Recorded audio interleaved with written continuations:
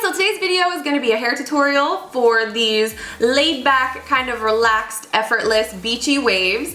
And this is how I've been doing my hair more recently. I feel like it's sort of a more modern, updated take on the beachy wave. So I'll show you all the tips and tricks that I have in my little arsenal in this video for achieving this style. And I felt like I was never really that good at doing this look until recently. I changed up a few things that I was doing, which I'm gonna show you, and a light bulb in my head went off and I was like, oh, that's how you do that. But yeah, it's really easy to do, and I'm just gonna go ahead and jump into the tutorial. So make sure you're subscribed to my channel and give this video a thumbs up if you'd like to see more hair tutorials in the future. And why don't we go ahead and get started? So just to get us started here, if you have thicker hair than I do, you can go ahead and section your hair off top to bottom or however you like. I usually just do one side and then the other because I can get away with that. I have pretty fine hair. I do clip one side off just to keep it nice and organized.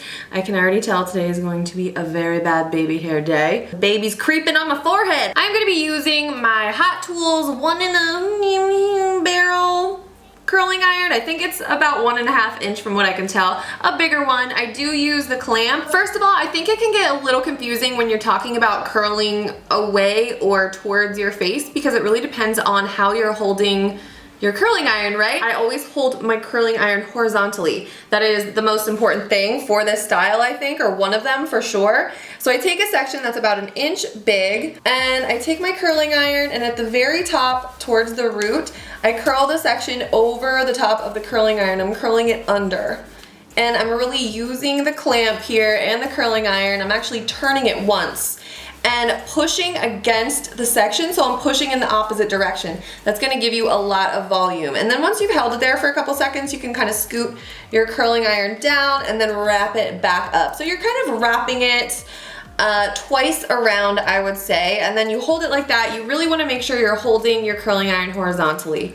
What I usually do is I'll just like flop them to the other side just for a little bit more volume, and then you'll have something that looks like this. Okay, so again, not really thinking about curling away or towards, just curling under at the top of the root. You really wanna have a lot of tension here, like push back against the section of hair, rotate your curling iron to just get that movement and that volume at the very top. And then again, you can just, once you've done that for a couple seconds, just keep wrapping it until you have about maybe like 1.5 inches left out at the bottom, and then you just want to hold it like this. Okay. There we go.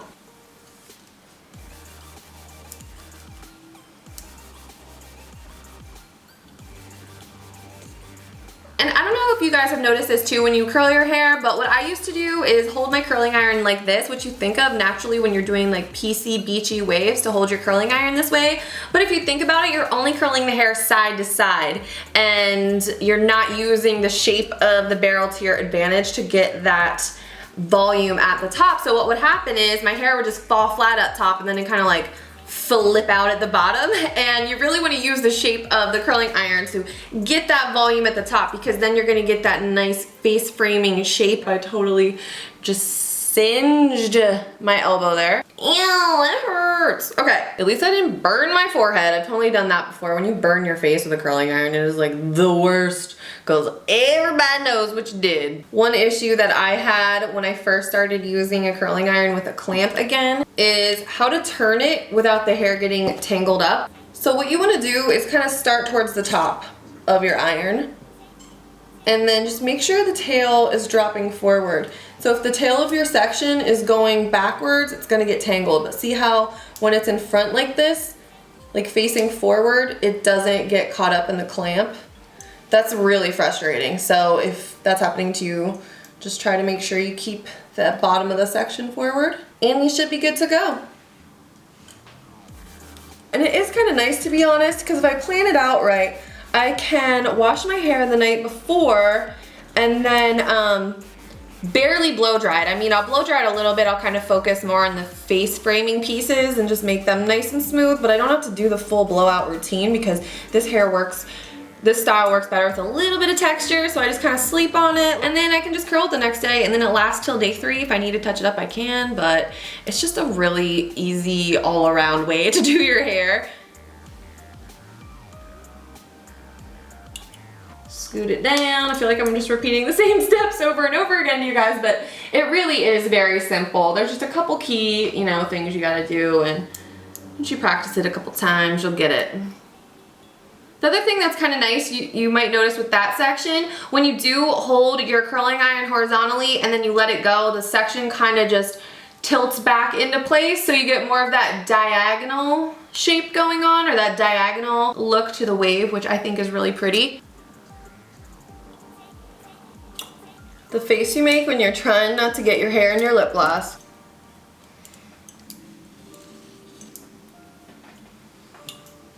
Okay, last section, and then I'll show you guys how to do the front. Isn't it funny, like the color of my scalp compared to my face? You can tell that never sees the light of day.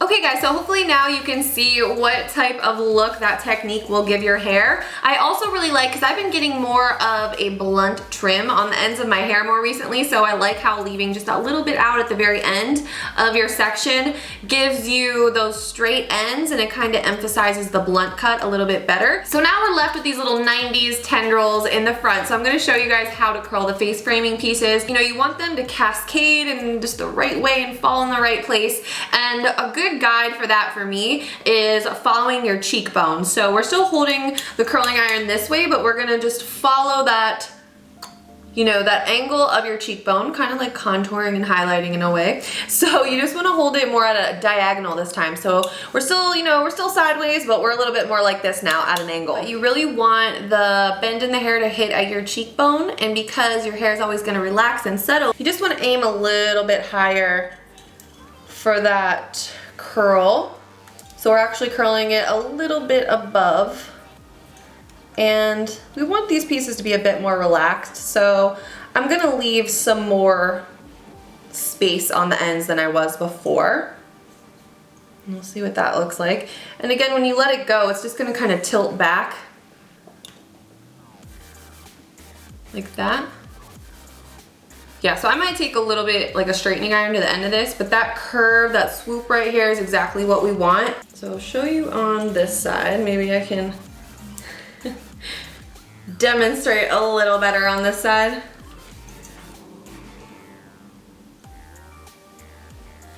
Just be careful, you don't want to burn your face. And then I'll usually shake this out. So that one's looking good. I might take just the teeniest bit in the front here. Oh boy, that's gonna be a creaser. This one came out a lot better. So if you guys can see, you just want that like floop shape to the hair. So before I finish this up, I just want to show you one last little trick you can do for added volume. So what I'll do sometimes is go through and take a little section, and I mean a teeny tiny teensy weensy section like this. Pretty much the same thing I was doing with the other ones. And you don't have to hold it nearly as long, but what's gonna happen with this is, because it's such a tiny section, it's really, when you curl it this way, it's going to stick up so much more. And thus, like when you do a couple of these, it like sticks up a little bit more like that at the top. So these little tiny pieces will kind of just be easier to like zhuzh up throughout the day, like I said. And I don't do a lot of these, I just think a couple of them, maybe like 4 or so, do make a little bit of a difference. See how they just stick up a little bit farther? And then I'm just gonna take a straightener to the end of this piece, just because it's kind of bothering me how it's like wavy on the end. I don't know what this piece of hair is doing. Not exactly sure what it's trying to play me. You trying to blame me, bro? Alright guys, so that is pretty much it for this style. I will hit it with a little bit of hairspray. I did that off camera just because I didn't want to get it all over the lens of my camera. The one that I used is the Be Yourself Framesi hairspray. Just a random one I have on hand. It's a very light hold. And what I do is I like to spray upwards, like underneath the swoop, just to lock that in and kind of hold it up for a couple seconds. But that's pretty much all that I do. I hope you guys enjoyed this hair tutorial, and I hope it was easy enough for you to follow. I haven't filmed one of these in a while, so I'm a little bit rusty, but I hope you guys liked it. And thank you so much for watching. I love you guys, and I'll see you very soon in my next one. Bye!